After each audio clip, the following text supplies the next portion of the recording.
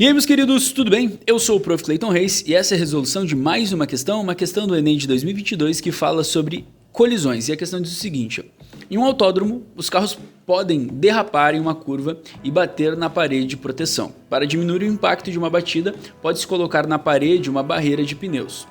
Isso faz com que a colisão seja mais demorada e o carro retorne com velocidade reduzida. Outra opção é colocar uma barreira de blocos de um material que se deforma, tornando-a tão demorada quanto a colisão com os pneus, mas que não permite a volta do carro após a colisão. Comparando as duas situações, como ficam a força média exercida sobre o carro e a energia mecânica dissipada? Então essa é a pergunta, né? Força e energia. A questão me dá vários detalhes ali importantes que eu não destaquei, que eu vou destacar agora com vocês, já comentando eles, tá? Primeira coisa, eu fiz um desenho aqui também para a gente conseguir analisar. A questão ela fala de uma colisão de um carro em uma barreira de pneus e uma barreira de um certo material, né? Blocos de um certo material que deformam. Uma coisa que é importante que a questão fala é que a colisão, nos dois casos, ela é demorada igualmente, tornando-a tão demorada quanto a colisão com os pneus. Então as duas colisões são demoradas no mesmo tempo, mais ou menos. Isso é bastante importante a gente entender. Outra coisa, a gente vai considerar que é o mesmo carro, então a massa vai ser a mesma também. E a questão fala também que o segundo caso não permite a volta do carro, né? Diz aqui, mas que não permite a volta do carro após a colisão. O que isso quer dizer? Quer dizer que no segundo caso, quando esse carro aqui bate, a velocidade final dele é zero. Uma das formas que a gente pode resolver esse problema é entendendo o contexto geral, sem necessariamente pensar nas fórmulas, né, ou em todas as fórmulas necessárias ali.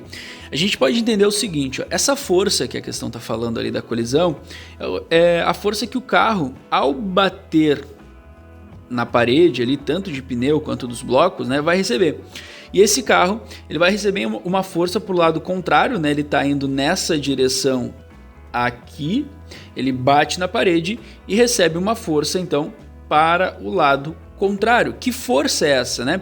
E uma forma que tu pode pensar é o seguinte, vamos lembrar que força, ela é responsável por gerar aceleração nos corpos ou desaceleração, como é o caso aqui.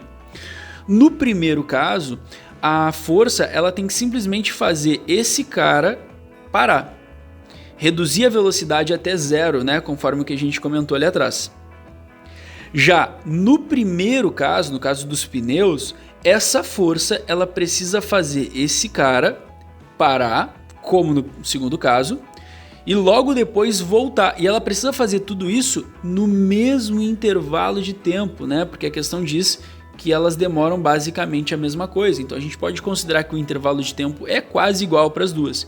Então no mesmo tempo, eu preciso que a força que os pneus fazem pare o carro e depois faça o carro voltar. Então essa força ela precisa ser maior porque no mesmo tempo ela tem que fazer mais coisas, né? Reduzir a velocidade do carro até zero, porque ele precisa parar, e depois ele precisa voltar, né? Então antes de voltar ele precisa parar, justamente mais força porque faz mais coisa no primeiro caso, no caso dos pneus. Só com isso, tu pode tirar ali a alternativa B, que fala que a força é maior nos blocos, né? Pode tirar ela. Pode tirar a alternativa C, que também diz isso, que a força é maior nos blocos. E pode tirar a alternativa E, que fala isso também, que a força é maior nos blocos. Sobrando já a A e a D, tá? Deixa eu escrever isso aqui, A força é maior na questão dos pneus. Agora, em relação à energia dissipada, né? A energia dissipada aqui que ele está falando é a energia mecânica cinética, a energia associada a movimento, já que se trata de um carro em movimento. Vamos lembrar que a energia cinética, ela tem relação direta com velocidade, né? Energia cinética, para quem não lembra, a gente calcula dessa forma, é a massa vezes a velocidade ao quadrado dividido por 2. E é uma coisa bem básica quando a gente vê essa matéria. Então, a energia cinética ela varia mais em qual caso? Bom, vamos pensar. No segundo caso, a energia cinética ela precisa ser zero lá no final, porque a velocidade vai ser zero. Já no primeiro caso, no caso dos pneus, a energia cinética não vai ser zero, porque o carro, como ele volta, ele tem velocidade, então ele tem energia cinética. Em qual situação eu tenho maior energia dissipada? Naquela em que eu perco mais energia. Então, eu posso considerar isso, né? A energia cinética, ou melhor, a energia dissipada, né? A energia cinética dissipada, ela é maior no segundo caso, no caso dos blocos, porque a energia é reduzida a zero, justamente porque a velocidade é reduzida a zero. E olhando as alternativas, então, a gente pode ver que a resposta certa fica a alternativa A, que diz isso, né? A energia dissipada é maior na colisão com a barreira de blocos. Então, a gente foi mais por uma análise geral da coisa, usando poucas fórmulas para a gente relacionar, usando mais a parte conceitual. Agora, se tu quisesse provar por A mais B, que a resposta realmente é a alternativa A, para ter certeza mesmo, o que tu deveria fazer? Primeiro, para falar da força, a gente deveria entender que essa parte a gente tem que associar a impulso, usando o teorema impulso e variação da quantidade de movimento. De maneira que vamos lembrar que impulso é a força vezes o tempo, o intervalo de tempo, e a variação da quantidade de movimento é a quantidade de movimento final menos a quantidade de movimento inicial. Logo, a gente pode abrir as quantidades de movimento. Vamos lembrar que quantidade de movimento é calculada como o produto da massa com a velocidade, né? E a gente pode abrir então e ficar da seguinte maneira: a força vezes a variação do tempo é igual à quantidade de movimento final, que é a massa vezes a velocidade final, menos a massa vezes a velocidade inicial, que seria a quantidade de movimento inicial. Como a massa ela é igual nos dois termos ali, a gente pode inclusive botar essa massa em evidência, ficando da seguinte maneira, né? Massa vezes a velocidade final menos a velocidade inicial. E aí a gente termina a relação para poder falar da força, né? Lembra que a gente está fazendo isso para poder falar da força. Por que eu uso isso? Porque a questão trata de colisão. E sempre que a questão tratar de colisão, eu sei que eu vou aplicar, né, alguma coisa envolvendo quantidade de movimento e impulso para poder falar aí das colisões. Perfeito. Lembrando que a questão me disse, né, que o intervalo de tempo e a massa são iguais, né? O intervalo de tempo é o mesmo e como a gente está considerando o mesmo carro, e também isso aqui é igual. Então são dois dados que a gente pode considerar que são iguais, né? O tempo é igual nos dois casos e a massa é igual nos dois casos. E fica a relação que eu falei para vocês, ó, a força ela tá ligada diretamente com a variação das velocidades, que a gente tinha feito esse raciocínio lá no início. Mas a gente não pode esquecer que quando a gente está falando de força, quantidade de movimento, impulso e velocidade, a gente está falando de grandezas vetoriais, né? São todos grandezas consideradas vetores. E o que isso muda? Muda que no primeiro caso, como a velocidade ela é para a direita no desenho, bate nos pneus e depois fica para a esquerda, a gente tem uma mudança vetorial, fazendo com que essa mudança vetorial implique na força, né, no valor da força diretamente. Tu pode, inclusive, pegar essa relação que eu montei aqui, ó, e fazer o cálculo, tirar a prova real, inventando números para isso. Sor, como assim? Vamos inventar um número aqui para a massa do carro, vamos dizer que a massa do carro vale 1, então nos dois casos eu vou usar 1. Vamos inventar aqui que o intervalo de tempo dos dois casos também é 1. Inventei 1 só para ficar mais fácil. Vamos inventar que a velocidade inicial é 2 nos dois casos, porque tem que ser a mesma, né? O que vai mudar é só o final. Que a velocidade final no primeiro caso é algum valor diferente de 0, que a gente vai botar aqui como sendo 1. E no segundo caso ela é 0. Só que essa velocidade final do primeiro caso, ela tem que ter um sinal negativo, porque a velocidade inicial a gente botou como positiva. Ou seja, como o vetor, ó, é para a esquerda, tem que ter um sinal representando essa oposição.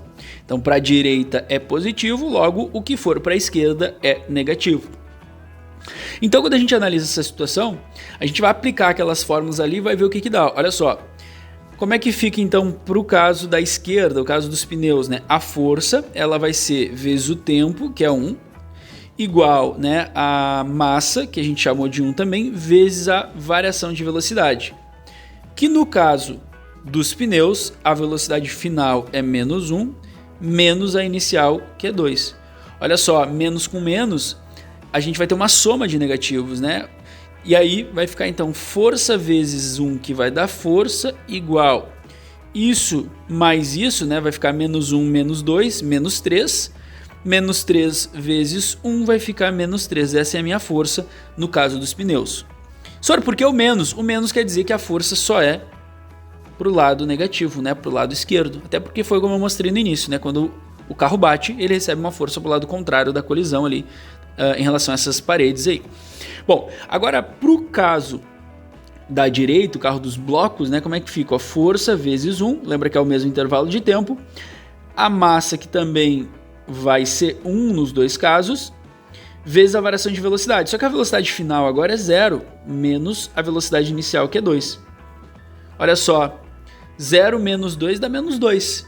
Então a resposta vai ficar F vezes 1, que dá F, 1 vezes menos 2, menos 2. Olha só como a força ela é numericamente maior para o caso dos pneus. Mas e o menos, senhor? Lembra que o menos, quando a gente fala de vetor, ele não representa intensidade. O menos, ele representa lado. As duas forças, elas são para o lado esquerdo, né? Que é o lado que a gente considerou vetorialmente como negativo nesse nosso esquema. Por isso o sinal de menos. Tu compara os módulos. Agora, para a gente falar de energia cinética, o que a gente tem que olhar, né? Primeiro que a energia dissipada, como eu comentei com vocês, né? A energia dissipada, ela é igual à variação de energia cinética. Por quê? Porque a gente está falando de um carro andando, então se trata de energia cinética. Lembrando que variação é a energia final menos a energia inicial. Agora tu vai abrir tudo isso, né? Que nem eu fiz ali em cima. Então a energia dissipada, ela vai ser, energia cinética final é a massa velocidade final ao quadrado dividido por 2. Energia cinética inicial, menos então a massa velocidade inicial ao quadrado dividido por 2. Se tu quiser, tu pode pôr a massa e o 2 em evidência também, né? Aí fica a teu critério. Eu botaria para ficar mais fácil de analisar. A energia dissipada, então, vai ficar o quê? A massa sobre 2 vezes a velocidade final ao quadrado menos a velocidade inicial ao quadrado. E aí, essa é a relaçãozinha aí para a gente poder, então, fazer a análise. Tu percebe o seguinte, ó.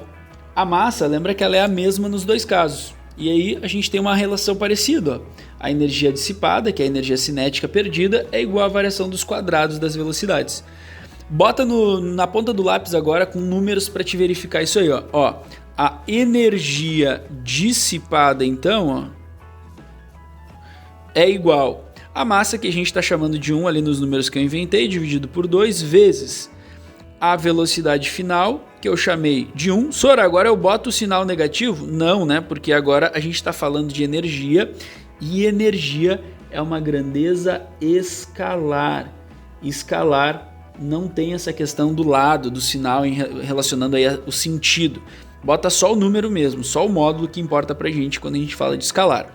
Então fica 1 ao quadrado menos, que é da relação, 2 ao quadrado. E aí tu faz essa conta agora, né? Vai ficar como então? 1 ao quadrado, aqui vai ficar 1 sobre 2, né? 1 ao quadrado vai ficar 1 menos 2 ao quadrado, que dá 4. Então a energia dissipada vai ficar 1 menos 4 menos 3 dividido por 2. Ou, se tu quiser dividir, menos 1,5. Essa é a minha energia dissipada no caso dos pneus. Agora eu vou fazer a mesma coisa no caso ali dos blocos, né? Energia dissipada faz tudo igual, né? 1 sobre 2, a massa é 1 sobre 2 ali, que é da fórmula, vezes a velocidade final, que é 0, menos a inicial, que é 2 ao quadrado. Aí agora 0 ao quadrado dá 0, então isso aqui vai ficar assim, ó, 1 sobre 2 vezes 0 menos 4.